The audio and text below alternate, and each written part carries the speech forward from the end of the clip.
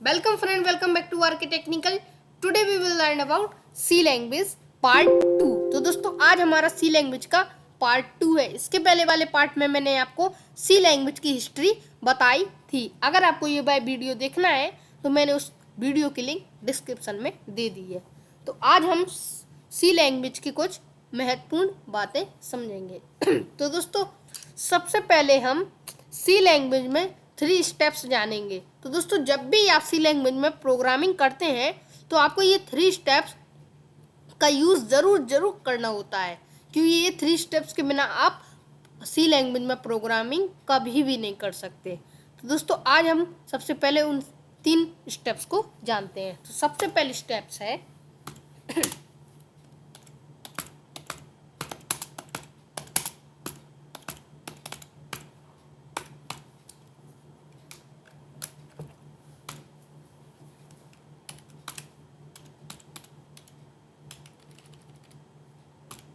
तो दोस्तों सबसे पहली स्टेप है हमारी राइटिंग द प्रोग्राम। अब आपके मन में ख्याल आएगा कि ये राइटिंग द प्रोग्राम क्या होता है। तो दोस्तों अगर आप कभी भी प्रोग्रामिंग करते हैं, किसी भी लैंग्वेज में प्रोग्रामिंग करते हैं, तो आपको अपने कोड्स को टाइप करना होता है।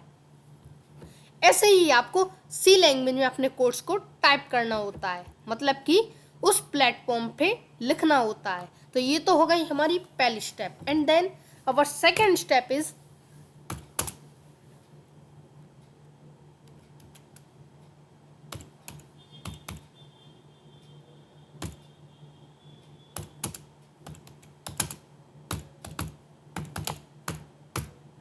Compile the program. अब आपके मन में एक बहुत बड़ा सवाल आएगा कि ये भाई कंपाइल क्या होता है। तो दोस्तों कंपाइल ये होता है, दोस्तों मान लीजिए 1 मिनट दोस्तों, ये हमारा कंप्यूटर और ये है एक ह्यूमन जो कि कंप्यूटर को 1 मिनट दोस्तों, इसको इरेज कर देता हूँ,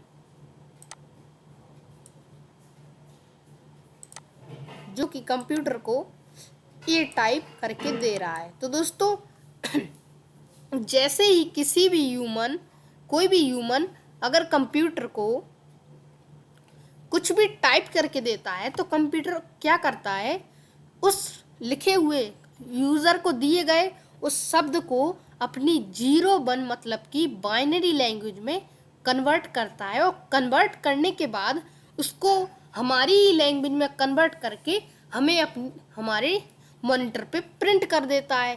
तो दोस्तों इसी को बोलते हैं कंपाइलिंग द प्रोग्राम। तो दोस्तों ये जो भी ये ह्यूमन और कंप्यूटर के बीच में जो चल रहा है ये सिस्टम, इसको हम इंटरेक्शन भी बोल सकते हैं।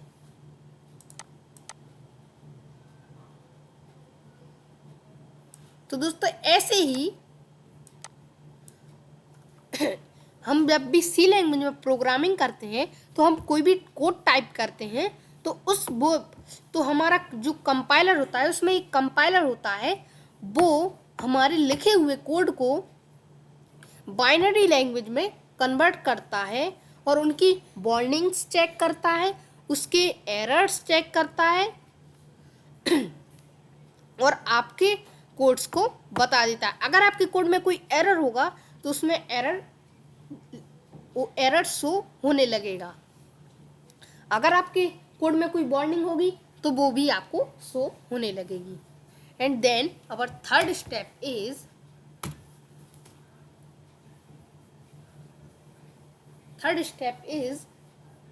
एग्जीक्यूशन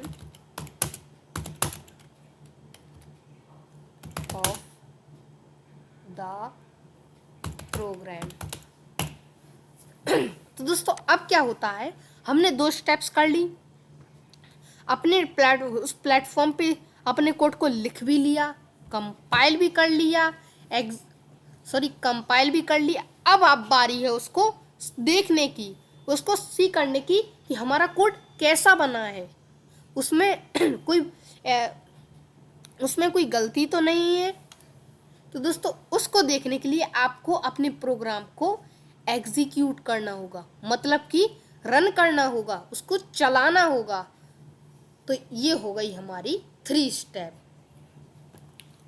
दोस्तों अगर आप चाहें तो इनको लिख भी सकते हैं।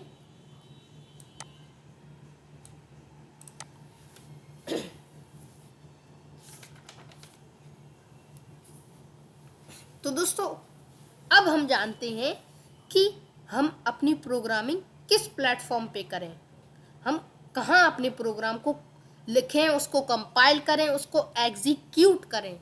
तो दोस्तों अब मैं आपको उसके बारे में जानकारी देता हूँ। तो सबसे पहला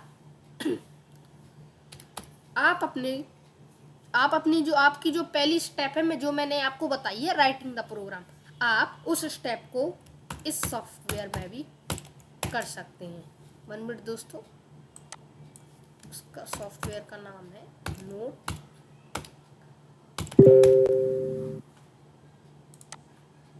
नोटपैड। तो दोस्तों आप अपने कंप्यूटर में नोटपैड में अपने कोड्स टाइप कर सकते हैं, लेकिन आप उसके बाद वाली 2 स्टेप्स को नहीं कर सकते नोटपैड में। अब आपके मन में ख्याल आएगा, अब हम वो दोनों स्टेप्स कहाँ कर सकते हैं? हम तीनों ही स्टेप्स एक ऐसे प्लेटफॉर्म में कर सकें जिसमें हमारा कोड बनके तैयार हो जाए। तो दोस्तों उस प्लेटफॉर्म को हम बोलते हैं प्लेटफॉर्म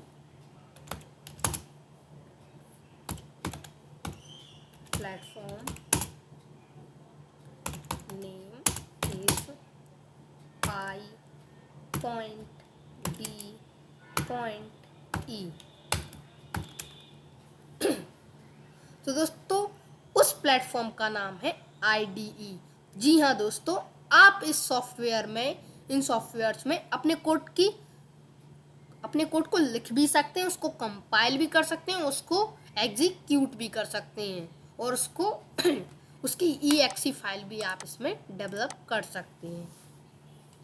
अब आपके मन में ख्याल आएगा, वो ID कहाँ मिलेगा हमको और उस ID का नाम क्या है, और कौन सा ID अच्छा रहेगा। तो दोस्तों वो हम अब जानते हैं।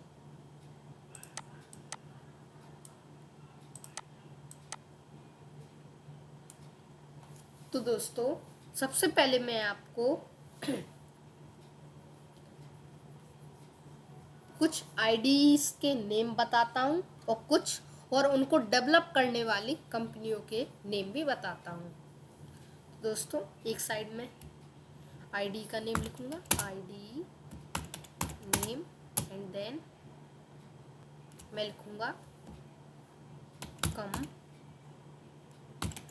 नेम।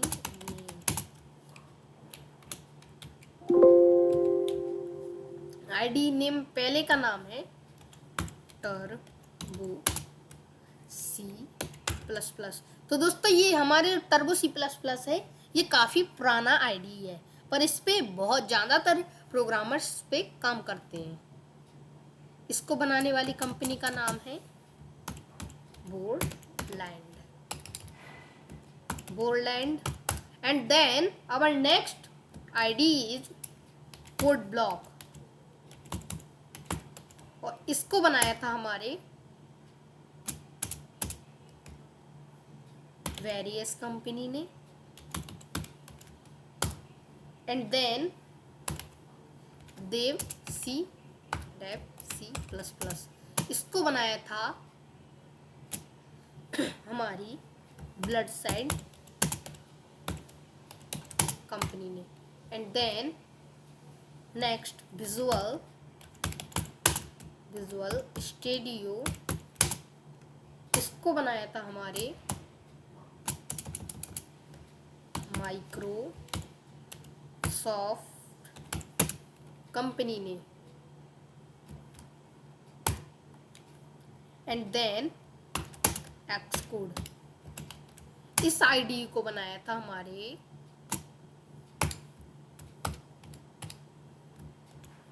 एप्पल कंपनी ने। तो दोस्तों ये तो हो गए हमारे कुछ IDs के नेम और उनके कंपनी के नेम।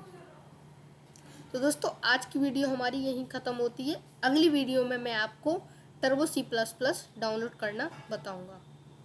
धन्यवाद।